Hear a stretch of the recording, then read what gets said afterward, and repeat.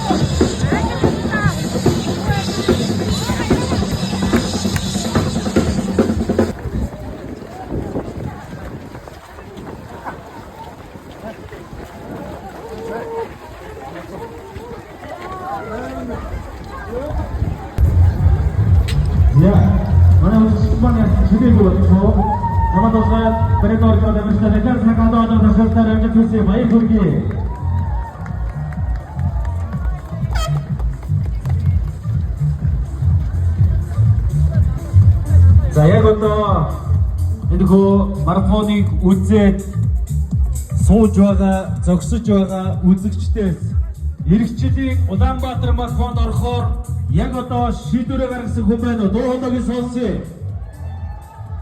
За энэ бүгдээ шахуулын үлдээд байгаа юм байна да ингэж.